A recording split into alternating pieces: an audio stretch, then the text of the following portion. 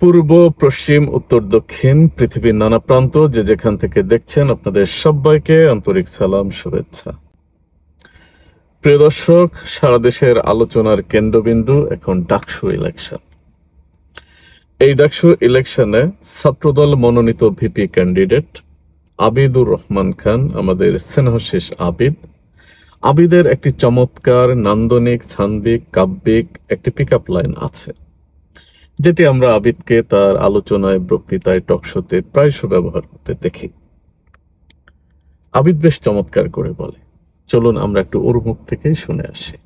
সকল সম্ভাবনাকে উপেক্ষা করে রাষ্ট্রের ধরে নিজেকে বিলিয়ে দিতে শিখিয়েছি যে অনুভূতি, সে অনুভূতির নাম বাংলাদেশ জাতীয়তাবাদী ছাত্র।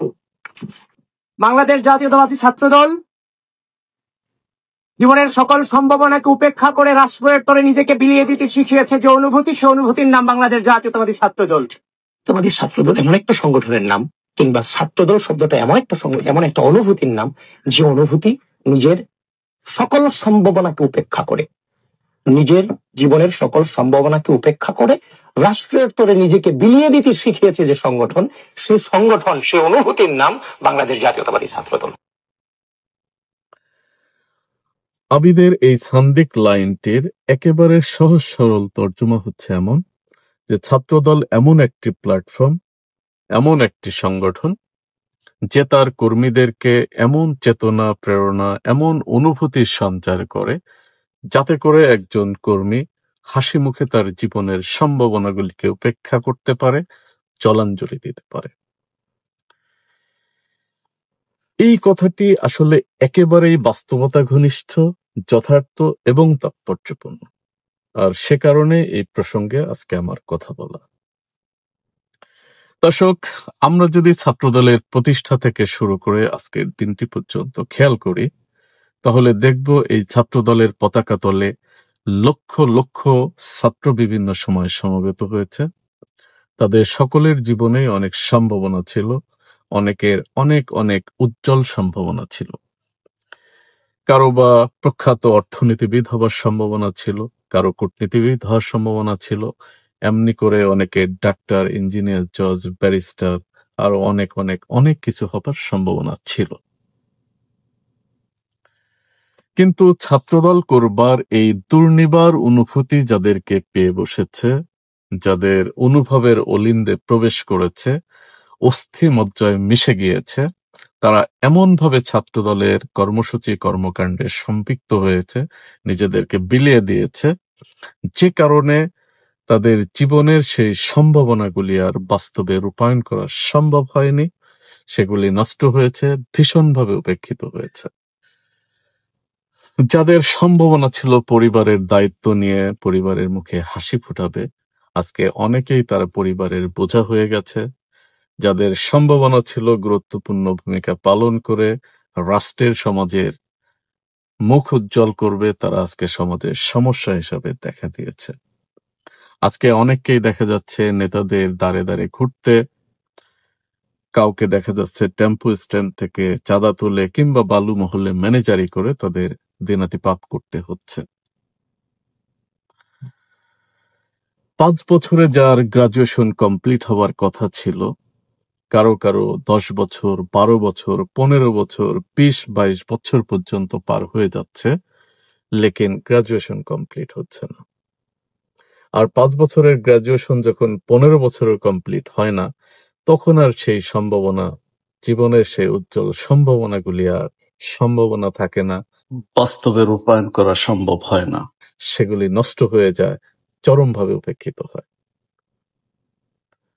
অনেকের নদীতে চর জেগে ওঠার মতো মাথায় টাক গজিয়ে ওঠে, তারপরেও তারা ক্যাম্পাস ত্যাগ করতে পারে না, কারণ গ্রাজুয়েশন কমপ্লিট হয় না, ছাত্রদলের সঙ্গেও সম্পর্ক শেষ হয় না। এই বাস্তবতায় আমরা আজকে ক্যাম্পাসে ক্যাম্পাসে দেখতে পাচ্ছি। ছাত্রদলের ডিকশনারিতে এমন এক্সাম্পলও রয়েছে, ডিস্টিংক্ট মার্ক পেয়ে বোর্ডে স্ট্যান্ড করা তুখোর মেধাবী, অমিত সম্ভাবনাময়ী ছাত্রদলের অনুভূতি তাকে এমনভাবে নাড়িয়ে দিয়েছে, বিভিন্ন রকম কর্মকাণ্ডে সম্পৃক্ত হয়ে ফলস্বরূপ জেল টেল খেটে কোনো মতো বের হয়ে বিদেশে পালিয়ে ফেরারি জীবনযাপন করছে। নামধাম না হয় নাই বললাম। এই ধরনের গল্প ছাত্রদলের ডায়েরিতে প্রচুর। আর এই বাস্তবতার প্রতিধ্বনি আমরা আবিদের কবিতার মধ্যে শুনতে পাই। এভাবে আবিদের কবিতা তাৎপর্যপূর্ণ হয়ে ওঠে। কেন এই বাস্তবতা? এটার যদি আমি অনলি অ্যান্ড ওয়ান রিজন বলি, বা সবচেয়ে গুরুত্বপূর্ণ কারণ বলি, সেটি হচ্ছে কুকুর ভিত্তিক। প্রিয় দর্শক, আমি খুব সচেতনভাবে বিবেকের তাড়নায় এই শব্দটা ব্যবহার করছি, কারণ এটি বাস্তবতার সঙ্গে সবচেয়ে বেশি সঙ্গতিপূর্ণ এবং ন্যায়সঙ্গত। আপনার খেয়াল করলে দেখবেন যে অভিজাত পাড়ার ধনী লোকেরা নানান জাতের, নানান বর্ণের, নানান প্রকৃতির আকৃতির কুকুর পালে। ঠিক একই স্টাইলে মূল সংগঠনের প্রভাবশালী প্রতিদ্বন্দ্বী নেতারা ছাত্রদের বিভিন্ন গ্রুপ পালে। ওই ধনী লোকেরা যেমন বিভিন্ন অকেশনে কুকুরগুলিকে গ্রুমিং করে, তাদেরকে শো আপ করে, ঠিক একই স্টাইলে বিভিন্ন রাজনৈতিক অকেশনে ছাত্রদের এই গ্রুপগুলিকে এই নেতারা গ্রুমিং করে এবং তাদেরকে দিয়ে শো ডাউন করে। তখন এই গ্রুপগুলিকে নানান রকম রঙিন ব্যানার, পোস্টার, ফেস্টুন, প্লেকার্ড নিয়ে কর্মসূচিতে অংশগ্রহণ করতে হয়। স্লোগানে স্লোগানে আকাশ বাতাস প্রকম্পিত করতে হয়, এবং সেটি যদি কোনো সমাবেশ হয় তাহলে মঞ্চস্থলের কাছাকাছি যাবার জন্য ব্যাপক শক্তিমত্তা প্রদর্শন করতে হয়, যাতে করে প্রভু নেতা, প্রতিদ্বন্দ্বী নেতা, সংগঠনের মূল নেতা ক্যামেরার দৃষ্টি আকর্ষণ করা সম্ভব হয়।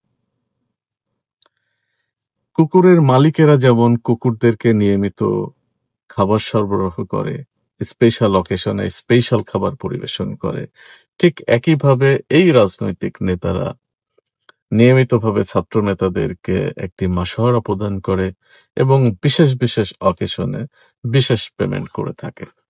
যেমন সেই নেতার যদি টেন্ডারবাজি সংক্রান্ত বা চাঁদাবাজি সংক্রান্ত কোনো কাজ থাকে এবং সেই ক্ষেত্রে যদি এই গ্রুপগুলি ভালো পারফর্ম করে, তাহলে তাদেরকে বিশেষ পেমেন্ট করা হয়।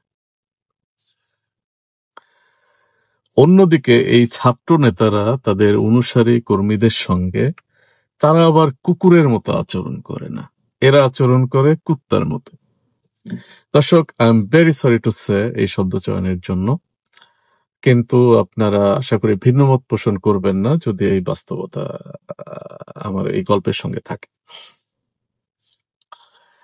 ধরুন একটা অকেশনে ছাত্র নেতা 5 লক্ষ টাকা পেল মূল নেতার কাছ থেকে, সেক্ষেত্রে সে 4 লক্ষ টাকা নিজের পকেটে রেখে দেবে, বাকি 1 লক্ষ টাকা দিয়ে সে হয়তো কয়েকটা মদের বোতল, কয়েক কার্টন সিগারেট, কিছু বিরিয়ানির প্যাকেট এবং সঙ্গে কিছু পকেট মানি এটা তার অনুসারী কর্মীদের মধ্যে বিতরণ করে, আর ওদেরকে এটা নিয়ে সন্তুষ্ট থাকতে হয়, লাইক উচ্ছিষ্ট কুকি কুত্তাদের মতোই।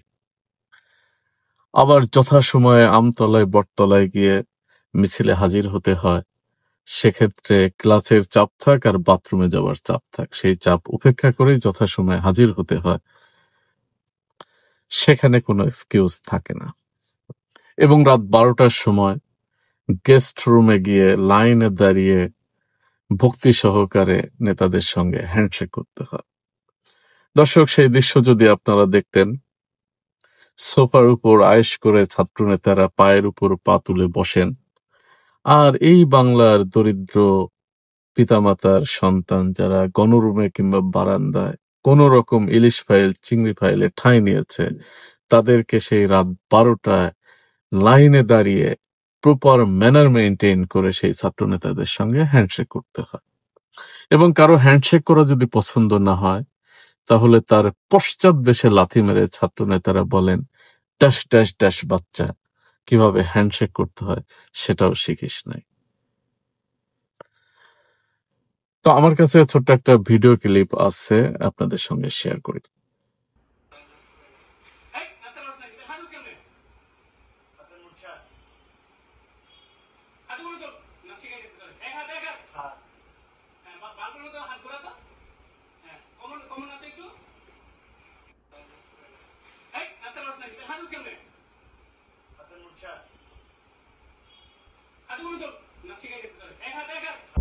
দেখেন, এই ছাত্র নেতাদেরকে আমি কুকুরের সঙ্গে তুলনা করেছি। এটা যদি কুকুর সম্প্রদায় বুঝতে পারে, আমার বিশ্বাস যে ওরা সাংঘাতিকভাবে মনক্ষুণ্ণ হবে, তারা মাইন্ড করবে। রাস্তার কুকুরও এতটা ডার্টি, পলিউটেড, কালমিনেটেড মেন্টালিটি লালন করে না। এটাই বাস্তবতা। অনুভূতির গভীর তাড়নায় যে সমস্ত ছাত্র নেতাদের এই মূল নেতাদের ড্রয়িং রুম কিংবা বাণিজ্যিক প্রতিষ্ঠানের সঙ্গে সংযোগ স্থাপিত হয়, তাদের পক্ষে আর জীবনে সেই সম্ভাবনাগুলিকে বাস্তবায়ন করা সম্ভব হয় না। সেই সম্ভাবনাগুলি প্রচন্ডভাবে উপেক্ষিত হয়, আর আবিদের কবিতা আরো বেশি তাৎপর্যপূর্ণ হয়ে ওঠে। প্রিয় দর্শক, আমি সম্ভবত আবিদের এই পিক আপ লাইনটির একটি সংক্ষিপ্ত বিশ্লেষণ করতে পেরেছি। আবিদের আরো একটি হাইপারসোনিক কাব্যিক পঙ্ক্তি হচ্ছে ভূমিধস বিজয়। আবিদের মুখ থেকেই শুনি। ডাকসু নির্বাচন হবে এবং সেই নির্বাচনে বাংলাদেশ জাতীয়তাবাদী ছাত্রদল ভূমিধস বিজয় অর্জন করবে। আমি সম্প্রতি খেয়াল করলাম আমাদের ছোট বোন, জনপ্রিয় কন্টেন্ট ক্রিয়েটর প্রিসিলা, ও তার ফেসবুক স্ট্যাটাসে আবিদের এই ল্যান্ডমার্ক, এই হাইপারসোনিক উক্তিটি শেয়ার করেছে। কোন রূপসী মেয়েকে যদি বলা হয়, বাহ, তুমি তো চমৎকার বান্দরের মতো সুন্দর, রূপসী সেই মেয়েটি খুশি হবার চেয়ে মন খারাপ করবেই অনেক বেশি, তাই না? কারণ বান্দরের সঙ্গে সুন্দর এই শব্দটি যায় না, অর্থবহ হয় না। ঠিক একইভাবে যদি বলা হতো তুমি ময়ূরের মতো সুন্দরী কিংবা গোলাপের মতো সুন্দরী, তাহলে কিন্তু এটা অর্থবহ হতো এবং সে খুশি হতো। ঠিক একইভাবে ভূমিধস এই শব্দটি বিজয়ের সঙ্গে যায় না। ভূমিধস একটি নেগেটিভ শব্দ। ভূমিধসের কারণে পৃথিবীর কোথাও কখনো কারোর কোনো কল্যাণ সাধিত হয়নি। ভূমিধসের কারণে প্রাণহানি ঘটে, বাড়িঘর সম্পদ বিনষ্ট হয়। ভূমিধস একটি অভিশাপ।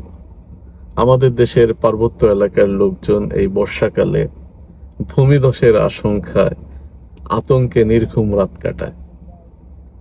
সুতরাং এই ভূমিধস শব্দটি বিজয়ের সঙ্গে যায় না, বরং বিজয়ের সঙ্গে যায় যে আমরা এভারেস্ট বিজয় করার মতো ডাকসু বিজয়ের দ্বার প্রান্তে, কিংবা ইখতিয়ার উদ্দিন বখতিয়ার খলজির বাংলা বিজয়ের মতো আমরা ডাকসু বিজয় করতে যাচ্ছি। এই ধরনের শব্দ অর্থপূর্ণ, কিন্তু ভূমিধস এটি আসলে বিজয়ের সঙ্গে যায় না। ইলেকশনে জয় পরাজয় থাকবে, বিজয়ের চেয়ে বড় বিষয় হচ্ছে নিজেদের কর্মসূচি, কর্মপদ্ধতিতে আমূল পরিবর্তন নিয়ে আসা, পুরনো খোলস থেকে বের হয়ে এসে নতুন করে নতুন ভাবে পথ চলা। ছাত্র শিবিরের ছেলেরা পানির ফিল্টার মেশিন দিয়েছে, নিরীহ ওই ফিল্টার মেশিনের উপর আক্রমণ করবার কোনো দরকার নেই। ওরা ফিল্টার পানির ব্যবস্থা করেছে, তোমরা অ্যালকালাইন সমৃদ্ধ পানির ব্যবস্থা করো। ওরা সায়েন্স ফেস্টের আয়োজন করেছে, তোমরা সায়েন্স ল্যাবরেটরি প্রতিষ্ঠা করো। ওরা ভর্তি ইচ্ছুক ছাত্রদের জন্য 2 দিনের জন্য বেড ছেড়ে দেয়, তোমরা ছাত্রদের জন্য পার্মানেন্ট ছাত্রাবাস প্রতিষ্ঠা করো। এবং এই কাজগুলি তোমাদের জন্য একেবারে সহজ, 1-2 মতো বিষয়। এই 5 তারিখের পরে তোমাদের অনেক নেতা একদিনে 1000 কোটি টাকার মালিক হয়েছে, 2000, 3000, 5000 কোটি টাকার মালিক হয়ে গেছে। শেয়ার মার্কেট থেকে একদিনে 1700 কোটি টাকা প্রফিট করেছে তোমাদের কোন নেতা। তো তার কাছে গিয়ে সুন্দর করে বলো, চাচা আপনি তো একদিনে 1700 কোটি টাকা প্রফিট করেছেন, আপনাকে 700 কোটি টাকাও দিতে হবে না, 70 কোটিও দিতে হবে না, মাত্র 7 কোটি টাকা আমাদেরকে দেন, আপনার মায়ের নামে একটা ছাত্রাবাস প্রতিষ্ঠা করব, সেখানে গরিব ছাত্ররা থাকবে, তারা আল্লাহর কাছে দোয়া করবে, আল্লাহ খুশি হবে, দেশবাসী খুশি হবে, আপনার জান্নাতবাসী মায়ের আত্মার শান্তি পাবে, খুশি মনে দিয়ে দেবে। আর এই ধরনের কাজ যদি করো, তাইলে ইলেকশনে জেতার জন্য ভয় দেখাতে হবে না, চোখ রাঙাতে হবে না, ভোট ভিক্ষাও করতে হবে না, কলা গাছ দাঁড় করালে তার বিজয় কেউ ঠেকাতে পারবে না। এই ধরনের কর্মসূচি, এই ধরনের পরিবর্তন আমরা তোমাদের কাছে প্রত্যাশা করি। আমি শুনেছি আবিদ এস এম হল স্টুডেন্ট। আমার স্মৃতি বিজড়িত এস এম হল অনেকদিন আগে আমি ছেড়ে এসেছি। তো সেই সুবাদে আমি তো আবিদের সঙ্গে আরেকটু লেসন শেয়ার করতেই পারি। আবিদের আরেকটি আবেগময় কবিতার লাইন হচ্ছে, আমি হচ্ছি শহীদদের নেতা। সুতরাং ভাই, আমি হলাম ভাই শহীদদের নেতা। যারা মারা গিয়েছে, নিহত হয়েছে কিংবা শহীদ হয়েছে, তারা কেউ আনুগত্য করতে পারে না। নেতৃত্বের সঙ্গে আনুগত্যের সম্পর্ক। যেহেতু তারা আনুগত্য করতে পারে না, এই কারণে শহীদদের নেতাও আসলে হওয়া যায় না। শহীদেরা হচ্ছে আমাদের অনুপ্রেরণা, আমাদের আদর্শ। নেতা বা অনুসারী হবার জন্য জীবিত হওয়াটা জরুরি। যেমন শহীদ প্রেসিডেন্ট জিয়াউর রহমান যতদিন জীবিত ছিলেন, তিনি ছিলেন বিএনপির নেতা। তিনি মারা গিয়েছেন, তিনি এখন বিএনপির আদর্শ। বিএনপির নেতা হচ্ছে এখন খালেদা জিয়া, তারেক রহমান। এই কারণে আমি হচ্ছি শহীদদের নেতা, এই কথাটি তাত্ত্বিক এবং ব্যবহারিক উভয় দোষেই দুষ্ট। তাছাড়া নিজ মুখে নেতৃত্ব দাবি করাটাও খুব বেশি নান্দনিক নয়। কেমন? এই পর্যায়ে আমি আবিদ এবং আবিদের বন্ধুদের দুইটি গুরুত্বপূর্ণ অ্যাডভাইস দিতে চাই। নাম্বার 1, সীমা লঙ্ঘনের ব্যাপারে সর্বোচ্চ সতর্কতা অবলম্বন করতে হবে। আবিদ মাদ্রাসা ব্যাকগ্রাউন্ডের স্টুডেন্ট, নিশ্চয় কোরআন হাদিস সম্পর্কে তোমার ভালো ধারণা আছে।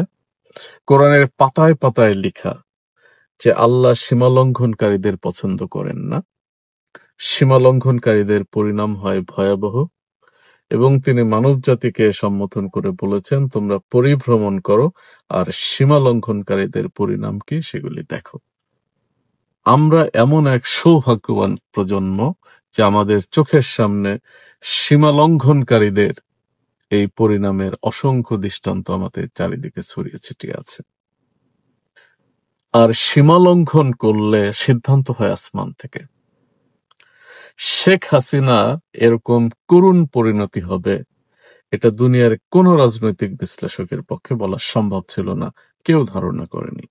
কিন্তু সে এমন সীমা লঙ্ঘন করেছে, আসমান থেকে সিদ্ধান্ত হয়ে গেছে। সীমা লঙ্ঘনের আরেকটি টাটকা এক্সাম্পল হচ্ছে বিচারপতি শামসুদ্দিন মানিক ওরফে কালা মানিক।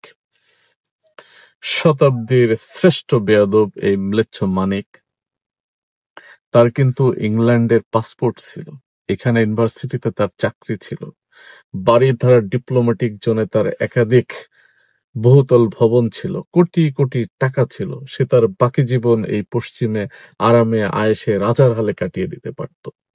এবং সে কিন্তু আওয়ামী লীগের কোনো ফিল্ডের নেতাও ছিল না, মূলত সে ছিল একজন টকশো পিচাস। এই দুর্যোগের মধ্যে তার তো বাংলাদেশে থাকবার কথা নয়, যেখানে আওয়ামী লীগের নেতারা পালিয়ে গেছে। কিন্তু সে এমন সীমা লঙ্ঘন করেছে, তার ফায়সালা আসমান থেকে হয়ে গেছে। তার গলায় গামছা, তার মাজায় দড়ি, জঙ্গলের মধ্যে কলা পাতায় অসহায় শুয়ে থাকা, আদালত চত্বরে তার বিচি ফাটানো, 14 শিখে তার বসবাস, এই ফায়সালা আসমান থেকে হয়েছে। জমিনের বাসিন্দাদের এখানে কিছুই করার ছিল না। এটাই হচ্ছে সীমা লঙ্ঘনের পরিণাম। এরকম অনেক এক্সাম্পল আছে। এটা তো বাইরের কথা বললাম, ফ্যাসিস্ট কোরামের কথা, আমাদের ঘরের মধ্যে ওই সীমা লঙ্ঘনের এক্সাম্পল আছে। আমাদের নিজেদের ঘরের ভেতর থেকে একটি উদাহরণ দিই। কয়েকদিন আগে সোশ্যাল মিডিয়া খুব উত্তপ্ত ছিল, টক অব দ্য কান্ট্রি ছিল। সাংবাদিক ইলিয়াস হোসেন এবং গোলাম মাওলা রনির মধ্যে একটি বিরোধ, তাদের মধ্যে একটু বাদানুবাদ চলছিল। কিন্তু রনি কি করলেন, জাস্ট লিমিটটা ক্রস করে ইলিয়াস হোসেনের পরলোকগত জান্নাতবাসী মাকে নিয়ে যে অকল্পনীয় নোংরা বর্বর কথাগুলি লিখলেন, সাংঘাতিকভাবে সীমা লঙ্ঘন হয়ে গেল। ফলশ্রুতিতে গোলাম মাওলা রনি কি হয়ে গেছেন, গোলাম ময়লা রনি, এবং আরো এক স্তরে নেমে তিনি এখন গোমা রনি হয়ে গেছেন। তার সামাজিক, তার পারিবারিক, তার রাজনৈতিক জীবন জয় বাংলা হয়ে গেছে। সে এখন জিন্দা লাশ হয়ে বিচরণ করছে, উচ্চ মাত্রার ওষুধ সেবন করে তাকে এখন ঘুমাইতে হচ্ছে। তো এই সময়ে তো গোলাম মাওলা রনির এই জিল্লতি হবার কথা না, কিন্তু সীমা লঙ্ঘনের পরিণাম কিন্তু এমনই করুণ হয়। আরো একটা স্পর্শকাতর এক্সাম্পল দিই। আমাদের নুরুল হক নূর, ঢাকা বিশ্ববিদ্যালয়ের উজ্জ্বল নক্ষত্র, তোমরা যেখানে ভিপি হবার যুদ্ধে আজকে অবতীর্ণ হয়েছ, এই নুরুল হক নূরকে যখন ছাত্রলীগের গুন্ডারা পিটিয়েছে, প্রত্যেকটি আঘাত আমার কলিজার মধ্যে এসে লেগেছে। আমি প্রচন্ড রকম বিক্ষুব্ধ হয়েছি, আমার চোখ অশ্রুসিক্ত হয়েছে। কিন্তু নুরু এবার যেভাবে রক্তাক্ত হলো, আমি ভীষণভাবে দুঃখিত, মর্মাহত, কিন্তু অনেক চেষ্টা করেও অন্তরে ব্যথা অনুভব করতে পারিনি। কারণ কি জানো? রক্ত স্নাত পথ হেঁটে রক্তের সিঁড়ি বেয়ে নুরু আজকে ভিপি নূর হয়েছে, নুরুল হক নূর হয়েছে। এই নূর যখন 24-এর ঘাতকদের অন্যতম সহযোগী তৌহিদ আফ্রিদি এবং তার কুলাঙ্গার পিতাকে বাঁচানোর জন্য নগ্নভাবে চেষ্টা করে এই সময়ে এসে, তখন আসলে ভয়ঙ্কর ভাবে সীমালঙ্ঘন হয়ে যায়, আর ফায়সালা তখন আসমান থেকে হয়। আমরা অনেকেই মনে করছি নুরুকে পিটিয়েছে সেনাবাহিনী, পুলিশ পিটিয়েছে, জাতীয় পার্টি পিটিয়েছে, এরা কেবলই মাত্র ছিল, ডিসিশন হয়েছে আসমান থেকে, কারণ নুরু সীমা লঙ্ঘন করেছে। নূরের আমি সুস্থতা কামনা করি এবং সে সুস্থ রাজনীতিতে ফিরে আসুক সেই প্রত্যাশা করি। নূর মানে হচ্ছে আলো। নূর যদি সুস্থ রাজনীতি সীমার মধ্যে অবস্থান করতে না পারে, তাহলে কিন্তু এই আলো নিভে যেতে পারে, কারণ সীমা লঙ্ঘনের ফয়সালা হয় আসমানে, জমিনে না। আসলে এই কথাগুলি আবিদদেরকে শোনানোর কারণ কি? কারণ হচ্ছে আবিদের মুখ থেকে আগে দুইটা কথা শুনে আসে। দাঁড়িয়ে তুমি সেই প্রশাসনে বসেছ, তোমাকে তো কোনো দলের প্রতিনিধিত্ব করার জন্য বসানো হয় না। ঢাকা বিশ্ববিদ্যালয়ের বর্তমান ভিসি, তিনি কেবল সম্মানিত ভিসি নন, একজন সংগ্রামী ভিসি। অনেক প্রতিকূলতা, হাজার প্রতিবন্ধকতা মোকাবেলা করে তিনি এই ডাকসুর আয়োজন করেছেন। শুধু চাকরি না, জীবনের ঝুঁকি নিয়ে তিনি ঘোষণা করেছেন, যদি এই ইলেকশনে কেউ বাধা হয়, চাকরি ছেড়ে দিয়ে আমি সবকিছু বলে দিব। সেই ভিসিকে কাল্পনিক, বায়বীয়, মিথ্যা অভিযোগে যখন তুমি চক্ষু বিস্ফোরিত করে, কণ্ঠের রগগুলিকে স্ফীত করে, আমি তুমি করে কথা বলো, this sign is not good at all. এটি খুব বেশি নান্দনিক, সীমালঙ্ঘনের সুস্পষ্ট পূর্বাভাস। You should just stop right over here. Come on Abi, আমরা তোমার কাছ থেকে এই ধরনের অ্যাটিটিউড প্রত্যাশা করি না। চোখ রাঙিয়ে সাগরের জোয়ার ভাটাকে নিয়ন্ত্রণ করা যায় না।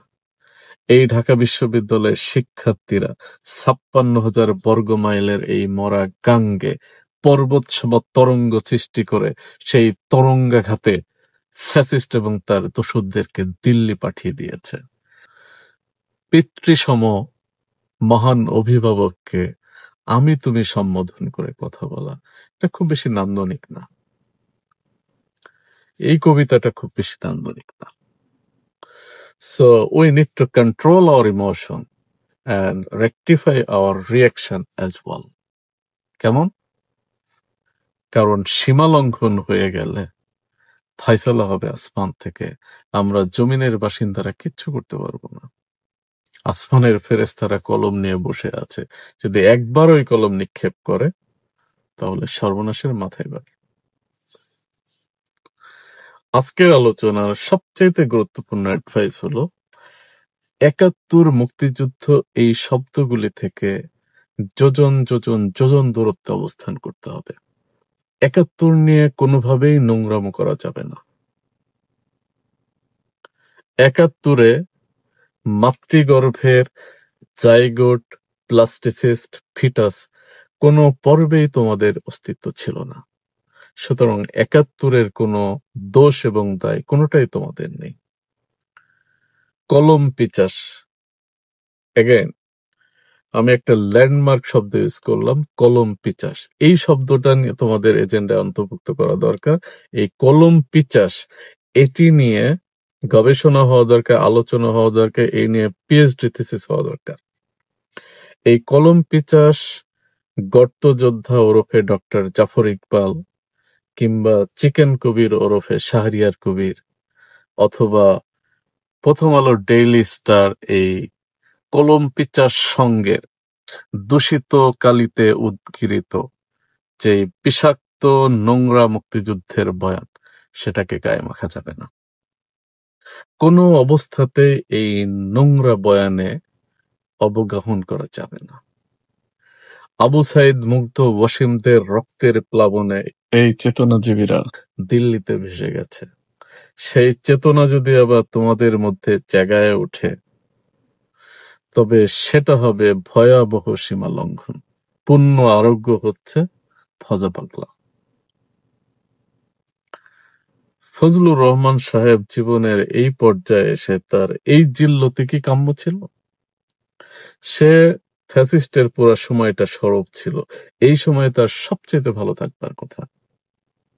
আগামী ইলেকশনে বিপুল ভোটে নির্বাচিত হয়ে গুরুত্বপূর্ণ মন্ত্রী হবার কথা। কিন্তু এই ৭১ নিয়ে নোংরামো করার জন্য আজকে দেখো তার কি করুণ পরিণতি, এই জিল্লতি। সুতরাং ৭১-এর ব্যাপারে খুব সাবধান থাকতে হবে। টিএসসিতে গোলাম আজম কাদের মোল্লাদের ছবি দেখে আহত হওয়া যাবে না। এই গোলাম আজমের বদান্যতায়, নিঃস্বার্থ বদান্যতায় ৯১ সালে আমাদের বেগম খালেদা জিয়া বিএনপি নেত্রী থেকে দেশ নেত্রী হওয়ার সুযোগ পেয়েছিলেন। প্রথমবারের মতো প্রধানমন্ত্রী এবং বাংলাদেশের প্রথম নারী প্রধানমন্ত্রী হবার গৌরব অর্জন করেছিলেন। সেদিন যদি গোলাম আজম চাইতেন, অনায়াসে বাংলাদেশের প্রেসিডেন্ট সহ সব ধরনের সুযোগ সুবিধা নিতে পারতেন।